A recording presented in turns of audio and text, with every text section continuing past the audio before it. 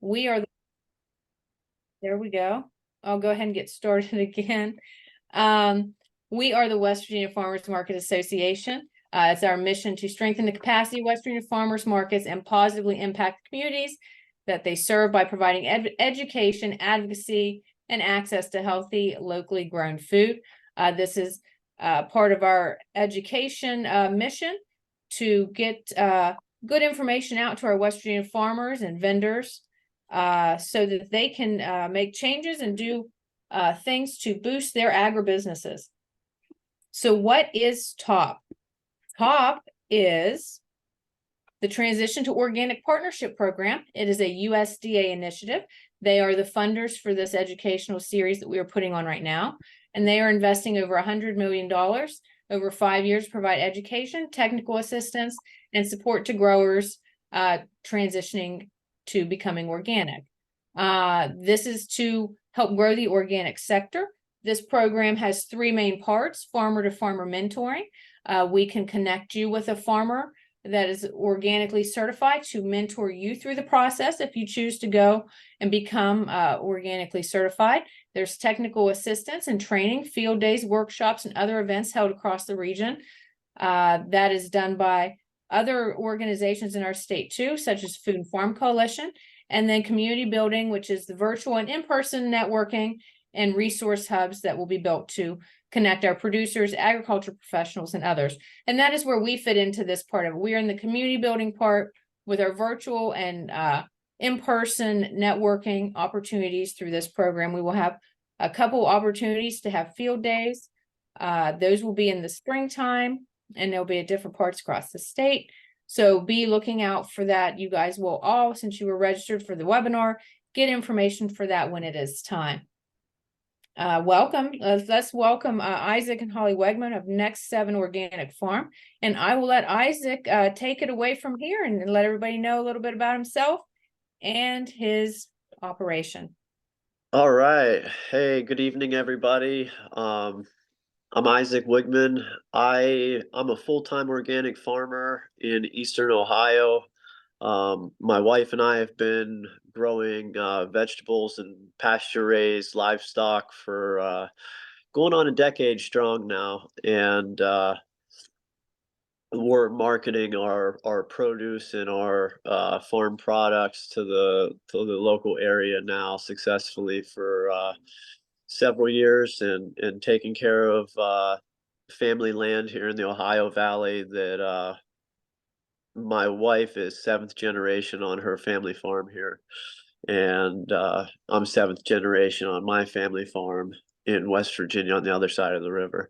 So we collectively take care of a lot of ground, and we're raising typically about 2 to 5 acres of tilled planted vegetables.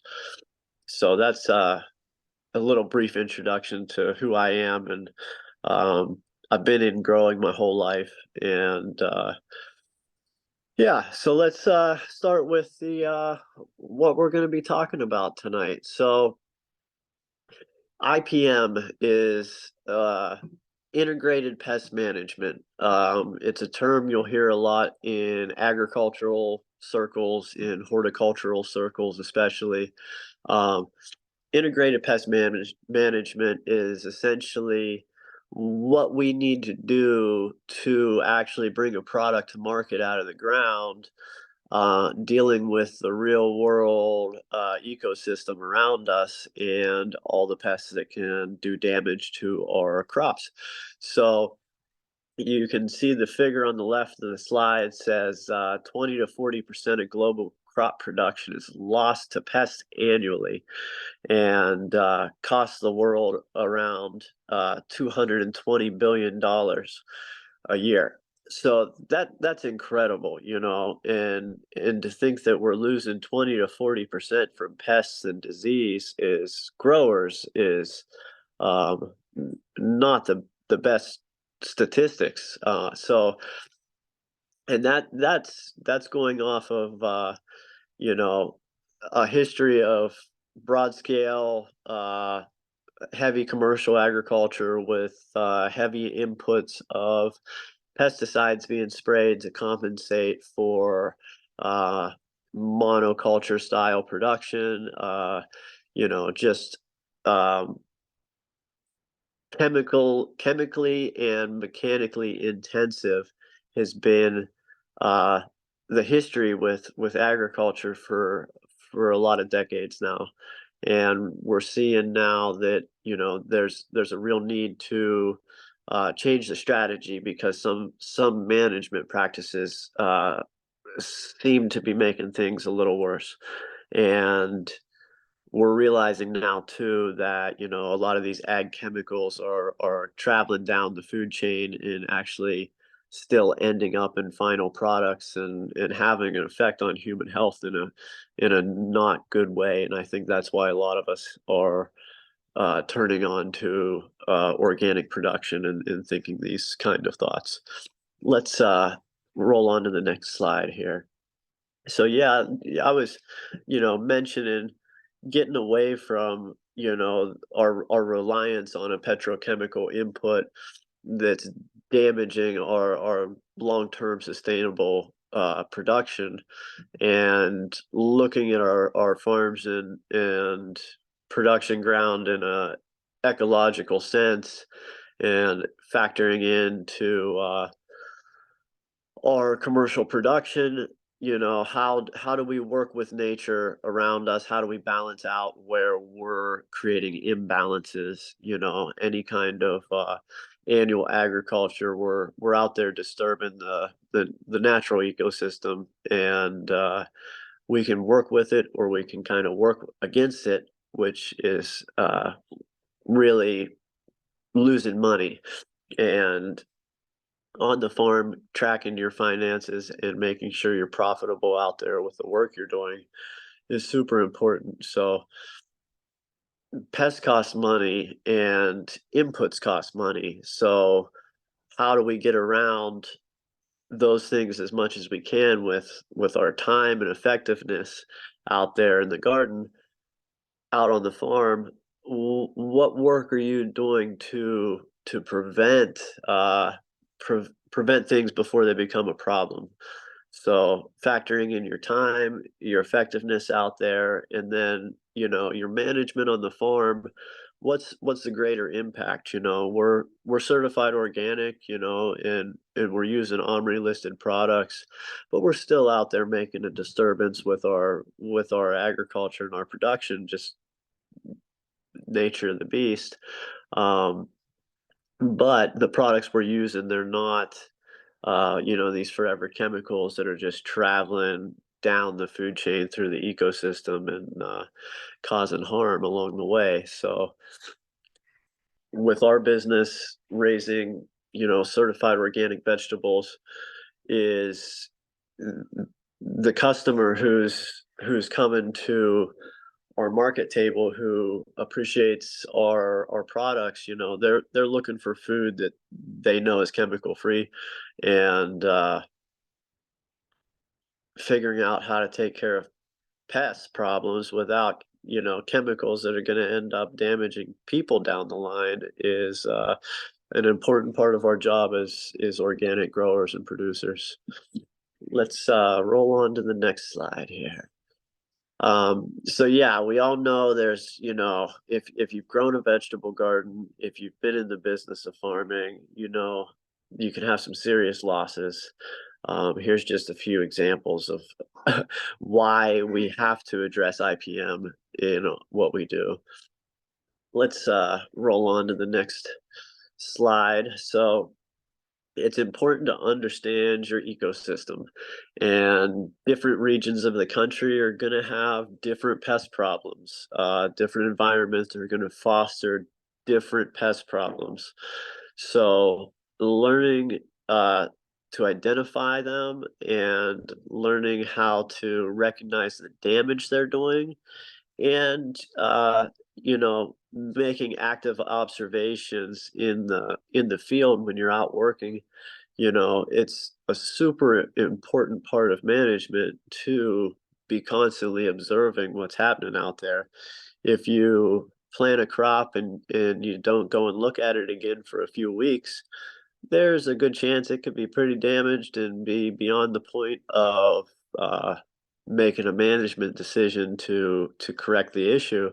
But if you're out there every day, if you're walking your rows and you're inspecting your ground and making those observations, then you might have a chance at it responding to whatever pest pressure you find is coming your way. Let's roll on to the next slide here. So this is a great diagram. This could sum up the whole night's talk and is really perhaps one of the best things that I've seen is a way to conceptualize IPM, integrated pest management strategies on the farm. And you can see this pyramid here, and at the bottom, you have your cultural means, and at the top, you have your chemical means as your last resort. And, it's on a scale of prevention to suppression. So the more effort put into prevention, the less input of time and money you have to put into suppression. And over the years, I've been learning this the hard way. Um, I've definitely had a lot of problems, a lot of pests, lost a lot of efforts to pest. And, I think as everybody makes a career out of actually growing, you're going to run into those walls where you weren't ready for it and you didn't have a plan and it's out of control, and you might have just lost a few $100s and a lot of hours of labor uh, to some bugs. And so that you start to make you either figure it out or you keep getting frustrated. But in your cultural methods of control, that's your daily management on the farm. That's, when you're pulling weeds, when you're managing your crops, what you're doing with those crop residues. If you're leaving a bunch of rows of pulled up weeds beside your planted rows or something, chances are that's going to make habitat for molds. It's habitat for bugs, and it can cause you more problems. So, keeping a clean scene with cultivation and weeding and harvesting, you don't want to be leaving a lot of left behind greens when you're harvesting, things like that, to prevent mold problems in a crop, um, and to prevent excessive bug damage. So the cultural means are really the good management practices. um, keeping things cultivated, keeping weed pressure down is going to help make healthy crops. It's going to lead to less pest problems. Um, Using things like floating row cover, um, insect netting, high tunnels that are actually a sealed tunnel environment.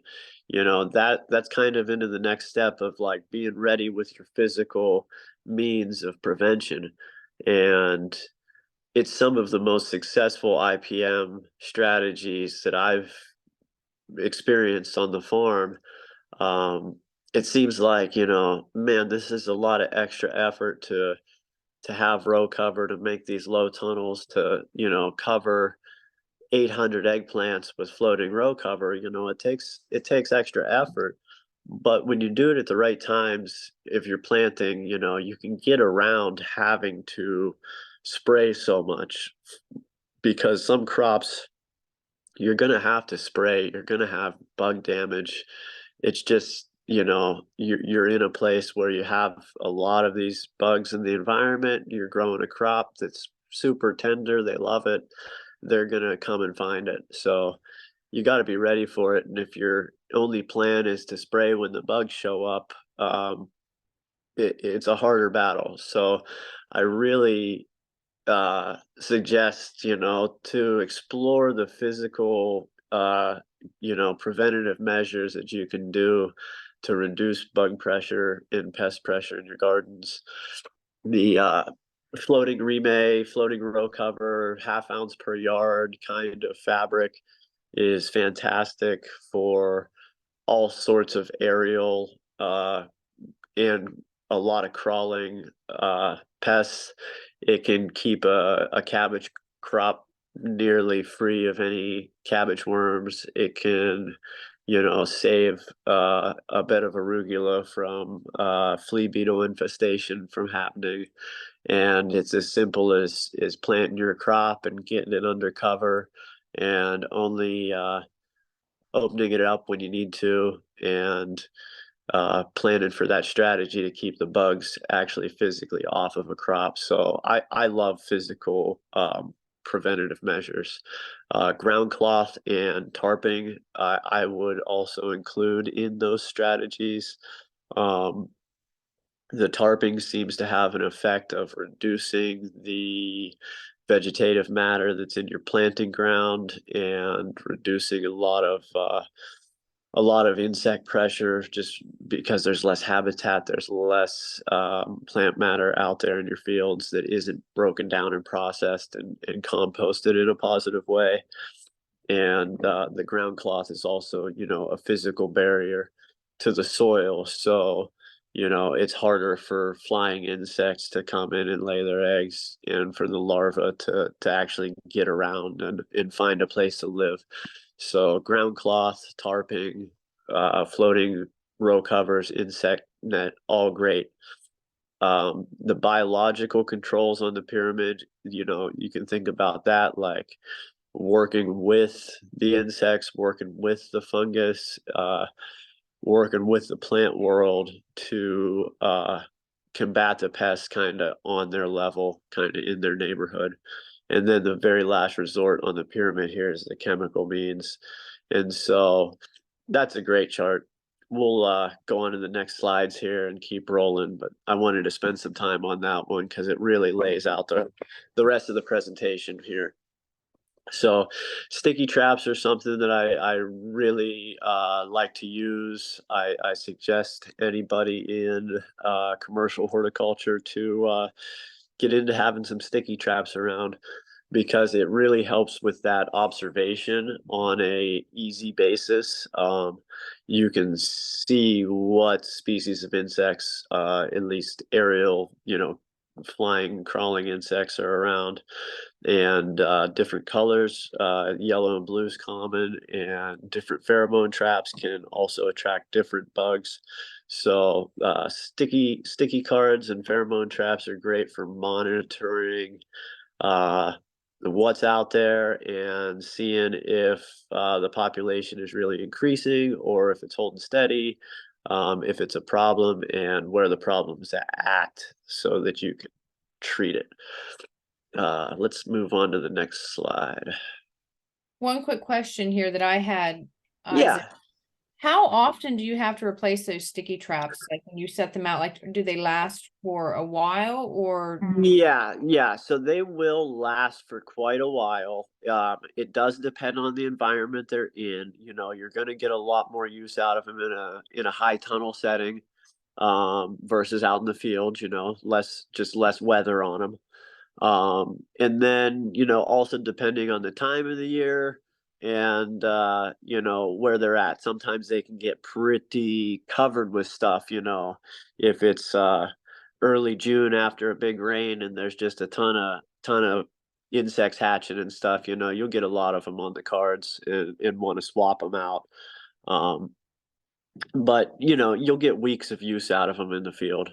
They stay, they have some sort of sticky substance on there, and it holds up to the weather pretty well. Very good, thank you. Yeah. And you can see some of them have the grids as well, so you can kind of do some population counts on your bugs on those grids, and keep track of how many of this and how many of that you find on each one of those squares. and you can actually, do a little more in-depth record keeping with that if you're getting into your bugs. So here's examples of the netting and the physical barriers that I was talking on. You can see there's some shrubs. It looks like it's hard to say exactly what it is. It could be berries. It could be a nut crop. It looks like it's somewhere out west where it's high and dry, but that's a good example of where insect netting and bird netting come into play.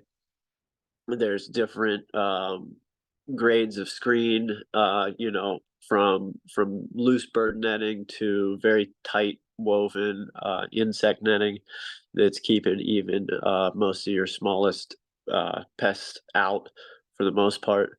Um, some bug pests can be pretty tiny, so they can pass through still, thrips and mites and things like that.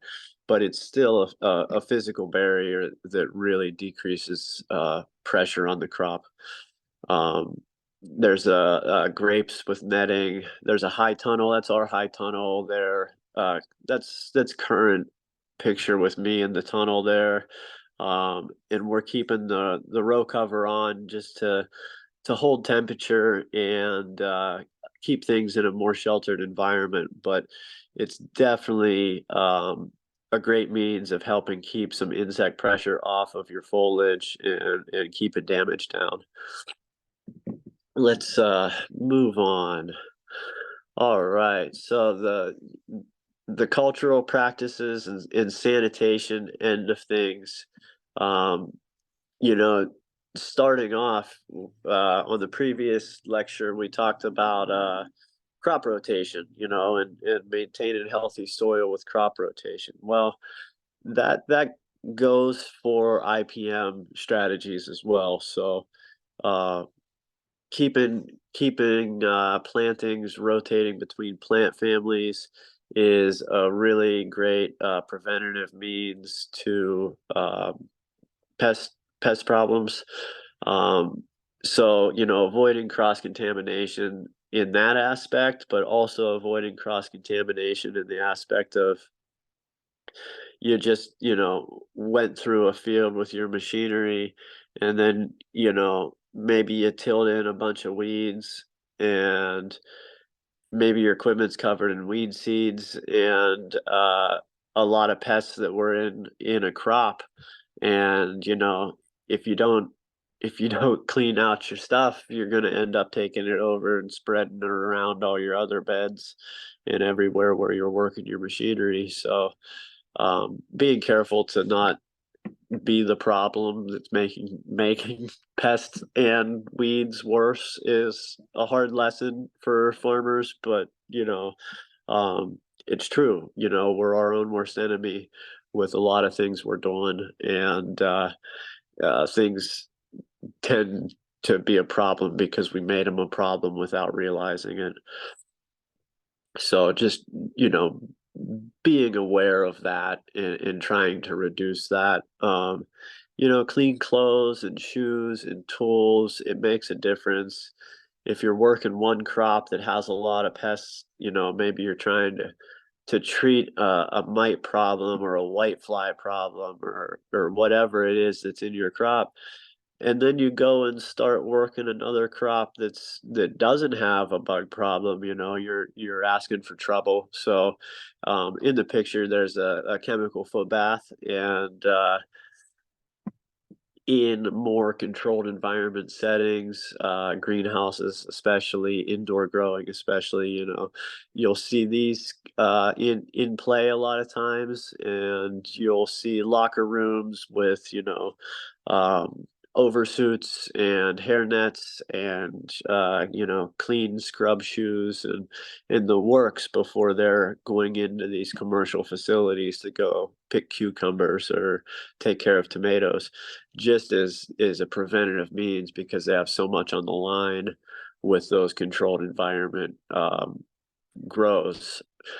On the more natural mom and pop farming side of it, if we look at our low tunnels and our high tunnels and our basic greenhouse infrastructure, in the same way, we can save ourselves some trouble and try to keep our tunnels pest free from the start and not introduce problems um, just by the back and forth of being in and out of a lot of different crops in a lot of different spaces in a day, you know. So having a clean jumpsuit to go and work your high tunnel, or a clean pair of Crocs, you know, is never a bad thing, and it's going to keep everything running a little smoother.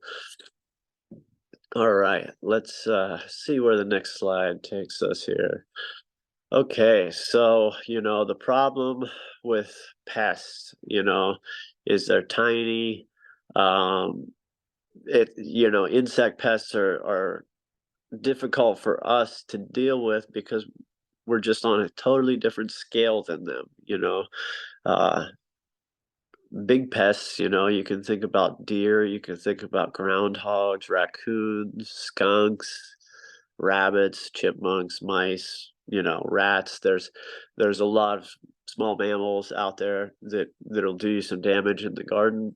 They're more on our size, and it's pretty easy to think about how to keep them out of a space with fencing or trapping or anything like that. But bugs are hard to get after because it's just they're everywhere and they're tiny. So the things that can get after bugs is bugs, and predator species of bugs, and beneficial fungus, and trap plants are all strategies for dealing with IPM issues on a biological level.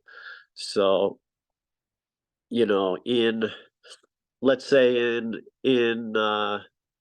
permaculture design theory, in organic farming theory, you know, we think about um, our windbreaks and our hedgerows and our edges between fields as, you know, beneficial areas for bringing in the biodiversity um, that the natural ecosystem can have, so that these predator bugs are present and there's a diverse population of these species around. So we can design for those, and we can plan for very diverse plantings around our production ground that essentially is providing a more balanced ecosystem for the insect world. So when there is an outbreak in a crop, there's predator species that are already there, ready to start eating them. So using nature and biodiversity and beneficial funguses to counteract damaging funguses is a great and very functional approach. The mycorrhizal fungus can prevent a lot of the root rots because it will actively attack them and keep them from damaging the plant's root tip cells. Um, so there's a lot of fascinating little ecosystem things happening out there. Um, there's several companies now that deal in beneficial and predator bugs.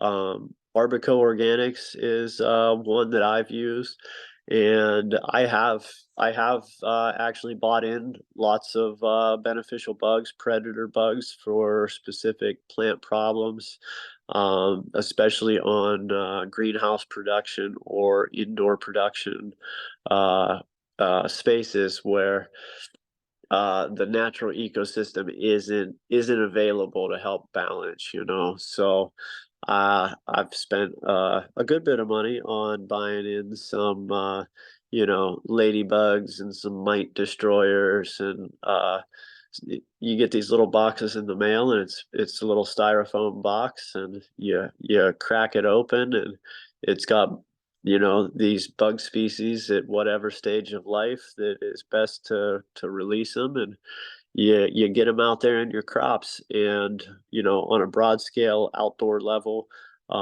you can do this as well, and you know, those bugs are going to be present out there in your crops where you put them out, and they're going to be doing their job. And, you know, they're going to be out there eating what they're supposed to eat every minute of the day. And, you know, that's hard to beat as far as how to suppress a pest problem out in the field. So, beneficial bugs are great. Um, Nematodes, on the left there, there's a box of nematodes. In the middle, you can kind of see this diagram shows kind of how the nematodes work, and they're a soil bacteria that's uh, it's going after the larval stages of a lot of these flying moths and beetles. And so when the eggs are laid in the soil and these things hatch and they start crawling towards the base of your plants to climb up and eat them, the nematodes get into them and eat them up. So the nematodes are great for larval control of insect populations, and that's another point I'd like to make with the biological methods of control and IPM in general is you got to look at the entire life cycle of these insects and pest species, and it's not going to work to just treat one time because they've laid eggs already and they're already in a life cycle. So there's several generations going around. So having a regular um, maintenance regimen of foliar sprays, having the beneficial bugs in place, having the preventative measures in place, um, it'll cut down on your need to spray, but it's still good to do, say, a maintenance spray just to be preventative and proactive.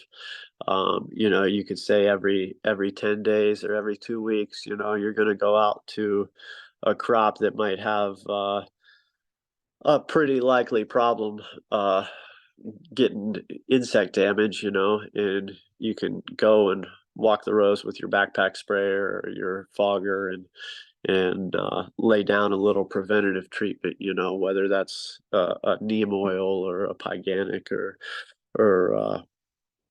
even a lot of essential oils and homemade recipes can be really effective for foliar pest management.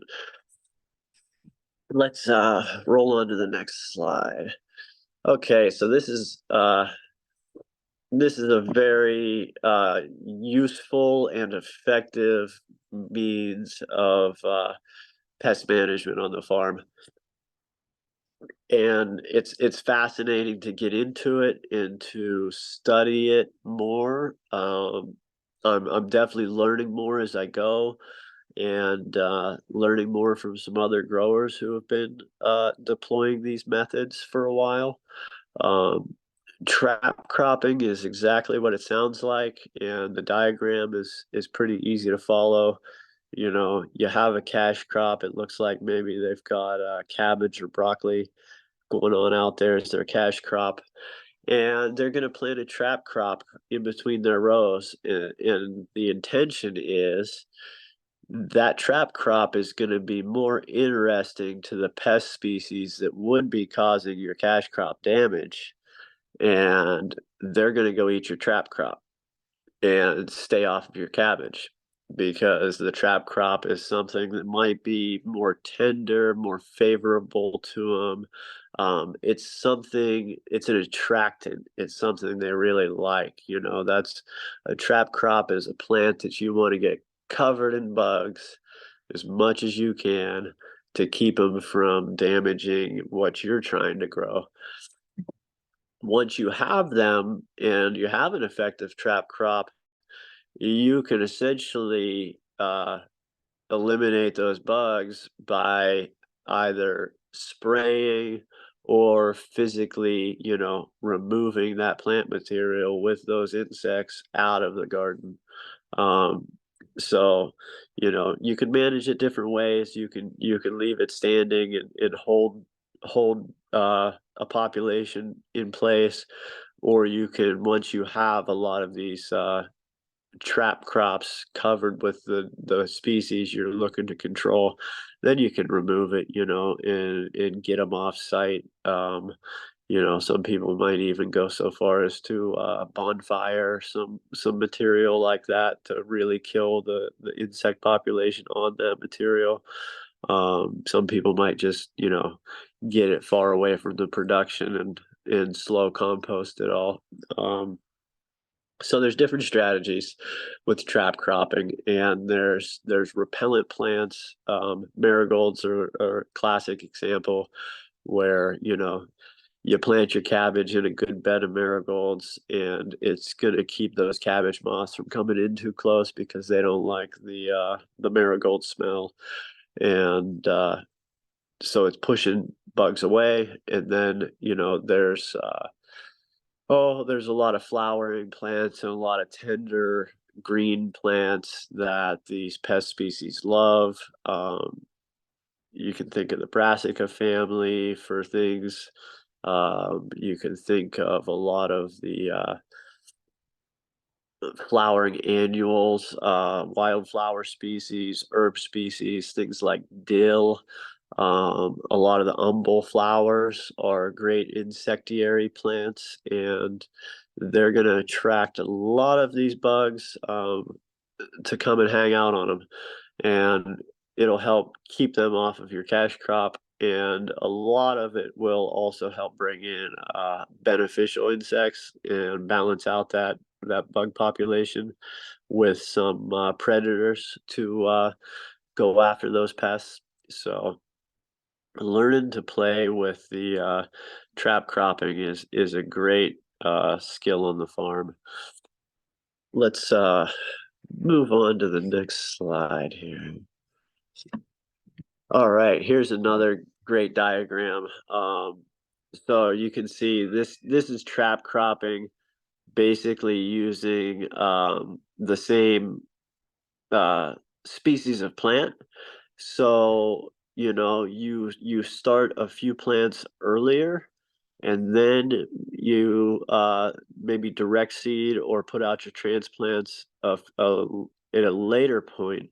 So that first planting is pretty much a sacrificial planting, and you're going to pull the bugs that would damage your planting first and deal with them physically, get rid of them. And then, your second wave isn't impacted by those bugs that were already there waiting to eat up your squash in this case. So that's another great strategy. If you know something's going to do damage, put a little bit out first, let the damage happen, but then pull it and get rid of those bugs, and get another crop out and take advantage of that window.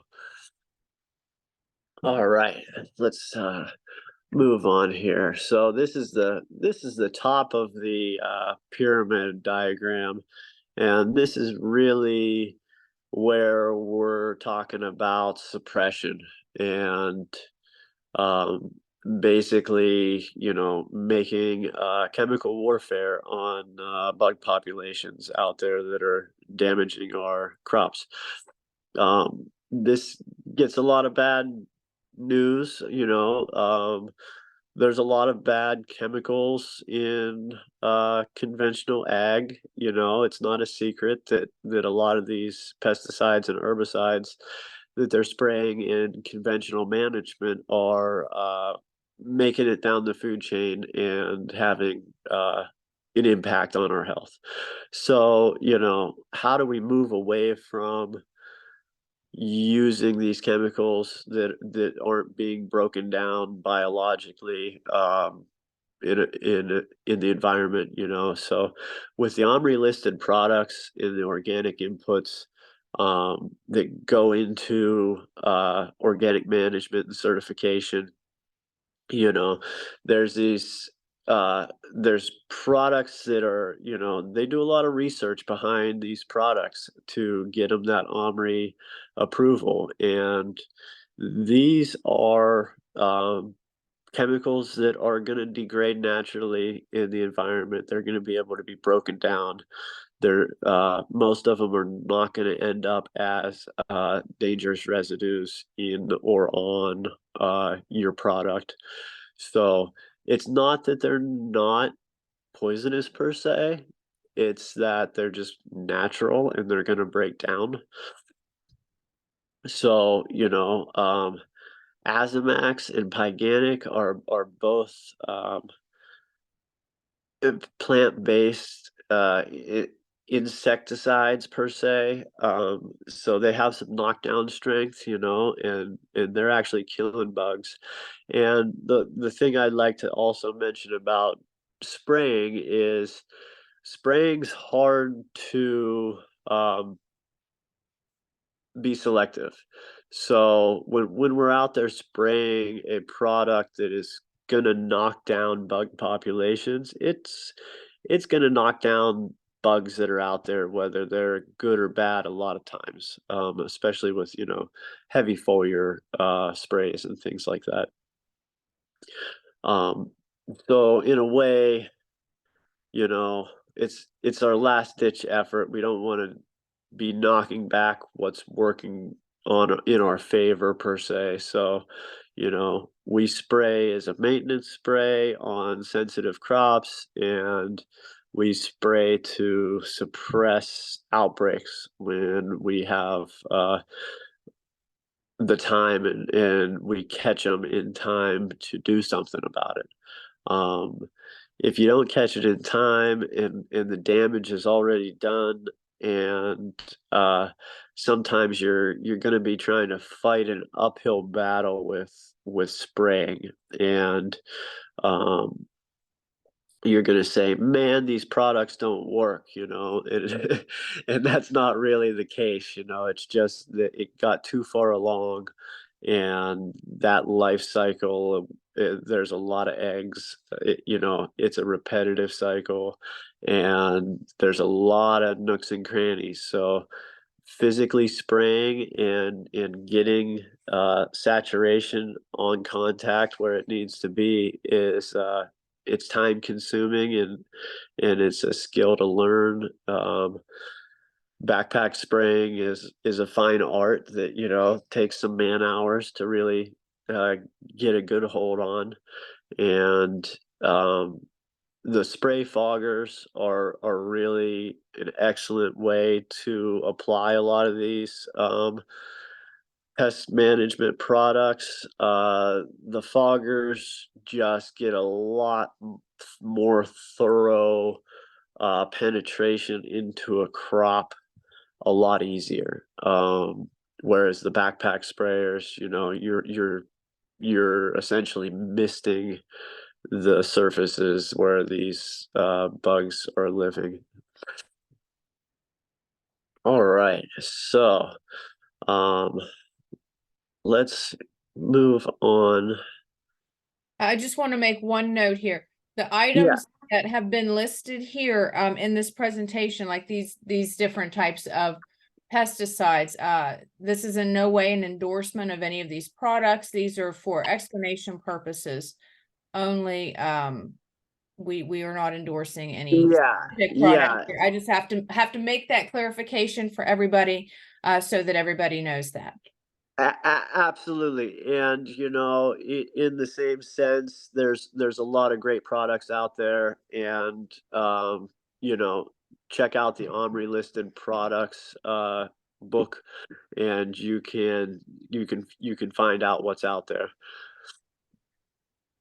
All right, so you know, as growers, we're faced with having to be responsible environmentally and ecologically, and taking care of the land to make sure that we're not damaging our livelihood in the long run, um, you know on a really personal level with whatever property we're invested in working, and our family and our life, everything goes into running a farm in a lot of sense. So if we can get away from management practices that are making it more difficult in the long run, getting away from practices that are leaching chemicals off farm, and leaching chemicals into our products, it's better for us as growers, it's better for the ecosystem, it's better for people's health, and it's better for business. No, nobody wants. I've met a lot of people, they'll say, "Oh, I have an allergy to sweet corn," or "I have an allergy to apples," and I'll say, "Well, have you ever had organic or, totally unsprayed apples or totally unsprayed corn?" And a lot of times they'll say, "I'm not sure."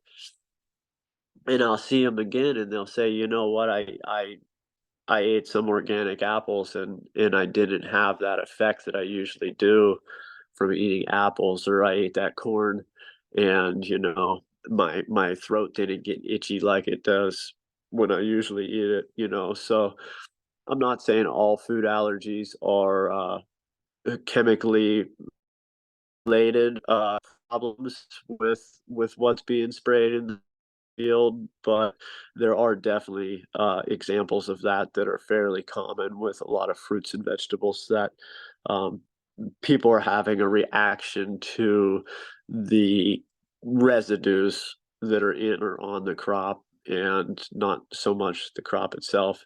So, being being conscious of that and realizing that, as a farmer, our job is to provide nutrition for the human body, you know um, keeping it as clean as possible is super important. And I think that's really the a lot of the initiative behind, the transitioning to organic efforts in the world happening right now. And it's good practice is growers and farmers. So finding the balance between raising cash crops and not losing to the ecosystem, not losing to the bugs, and actually pulling off a successful crop is super important. That's how the food gets on the table, and trying to reduce some of that $70 billion a year and 20 to 40% crop loss across the world is the job of growers and scientists and everybody working out there to do a better job at raising food. So there's a lot of good information out there on this stuff, and a lot of good products that are at our fingertips now. A lot of great information, and a lot of times dealing with pest management, I think about our ancestors, and I had a great grandfather who managed an apple orchard, and if you had a pest that you weren't familiar with, you would have to either hike to a neighbor's farm who maybe had more experience than you and see if they knew it, or you'd have to maybe find a book somewhere and see if you could find anything. But otherwise, you're kind of on your own, and you might just have to observe it and learn about it and see what you can do. And nowadays, we're so privileged with having so much information at our fingertips. If you want to find out what a bug is, you can take a picture of it, and Google can find you what bug that is without a trip to the research library. So we really live in a great time to be growers and to be working in agriculture, because there's just so much data sharing available now, and research out there. Um, on that note, there's also just a lot of information, so be careful where it's coming from. You know, um, I don't want to pin myself as an expert, but I do this for a living. I've been doing it for most of my life, so I feel like it's in my realm where I can speak about it with some level of confidence and experience, but there are some very expert growers and scientists out there who are a wealth of information, and it's available to everybody now with the technology we have. So, get out there and don't always learn the hard way. Try to gain some ground and do a great job out in your farm with using some knowledge to your advantage from everybody. So if anybody has any questions about anything in particular about tonight's talk, um, I'm happy to answer questions while I'm still here. Yeah, And it looks like I think Denise is going to read one from the chat. okay. Mhm. Yes. What IPM practices are available for fruit trees? Okay, so that's a great question. So fruit tree management strategies with IPM, you know, you you look at the life cycle of your fruit, and you look at your common pest species, and make yourself a calendar of what time of the year you need to be ready for these potential insects that will damage your fruits. Um, Check out the OMRI listed products. There are organic and certified OMRI listed sprays that can be strategically used different times of the year to prevent some damage. Kaolin clay is one that organic growers have been having a lot of good results with in apples. And then the other IPM with fruit trees to really think about is managing your ecosystem around your fruit trees. So, what's growing at the base of your trees, what's growing adjacent to your trees. Are you actively managing that, or are you letting that be natural? But you can help reduce a lot of pest pressure by introducing a lot more flowering and insectiary plants into the understory level of where your fruits are planted. Adding that biodiversity into an orchard block can really reduce a lot of pest predation. And historically, commercial fruit production, you've got a lot of the same thing on the same site, and you're kind of holding back a lot of everything else. So if you have 20 acres of apples, you're going to have things that eat and damage those apples present. But if you mix that up with other species, and you plan, on the notion of like those trap cropping diagrams, if you work that kind of management into your orcharding and your fruits, you'd be surprised that you can pull off a lot of things without having to spray any inputs. Another thing I didn't get to mention too much tonight was the benefits of running poultry on a crop production management scheme. If you can rotate a flock of poultry over some ground that has a potential insect problem, you can eliminate a lot of that, and the chickens will just go to town and take care of it. Ducks are the same way. A lot of people, if you live in a part of the world you have a lot of slugs, um, ducks are a great management tool for dropping that slug pressure in a dramatic way, and putting those animals to work. So in the orchards, I suggest a lot of that kind of approach, looking at it on an ecosystem approach. Sticky traps, sticky traps, physical sprays, you can only get so far. But if you have a healthy, more balanced ecosystem out in your commercial production, you're going to be ahead of the game.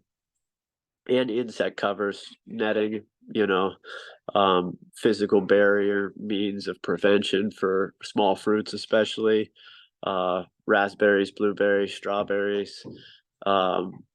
If you're not in a high tunnel or in a screen house, you're losing. So being able to organically manage those sensitive fruit crops is tough, but I definitely suggest looking at, preventative means for those kinds of crops.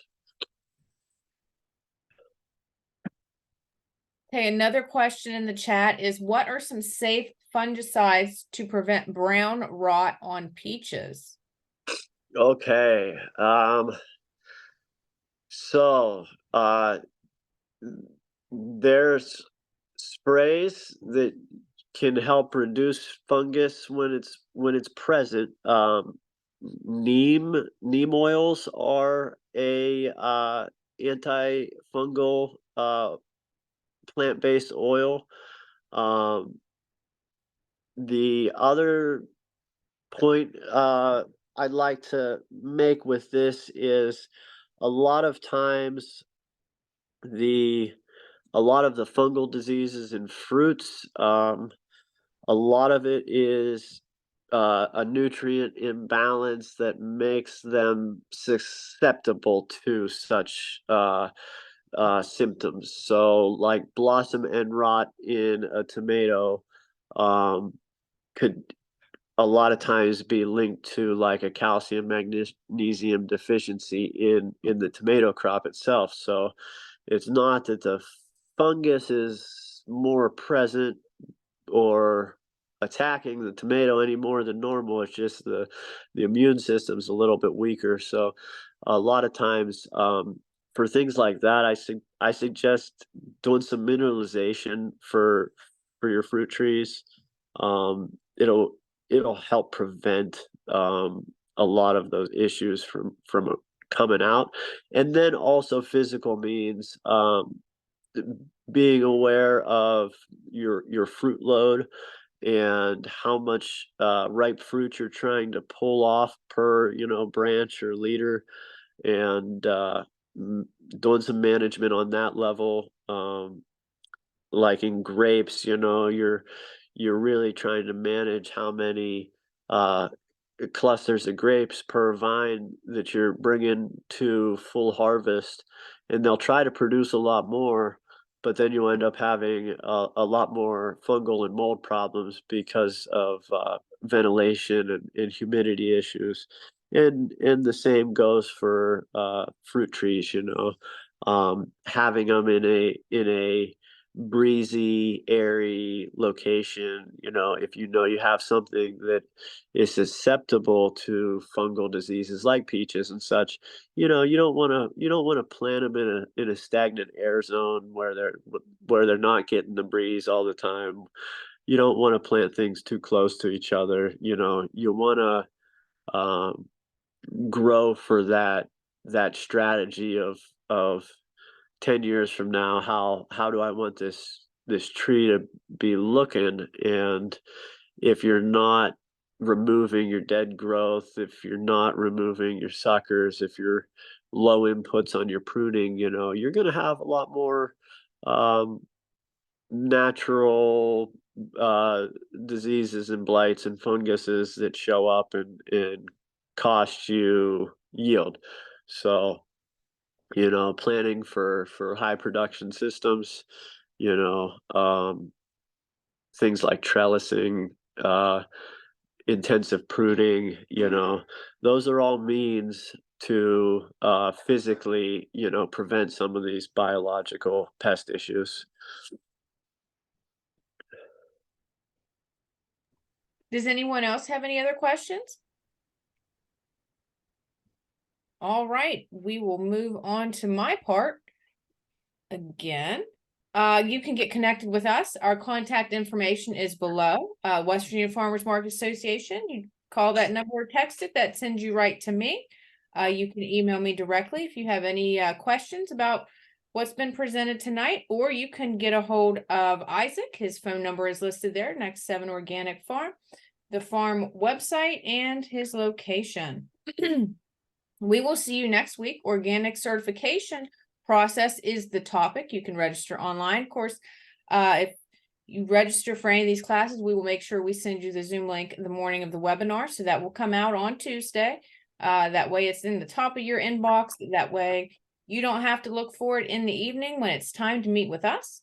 You can also view the YouTube videos that are created each week from these presentations as well. And you will get those in your email so you can look back at what we've talked about. So thank you again, Isaac, for another great week. Again, I would be remiss if I did not remind everyone this is paid for by the United States Department of Agriculture, USDA Organic TOPP program, Transition to Organic Partnership Program. So we will be sending out the link, the YouTube link for this video, and the short survey for everyone to fill out if they could after they've either been present for the presentation tonight or watched the video on YouTube. So thanks again, everyone, and we will see you next week. Thanks, everybody. Thank you.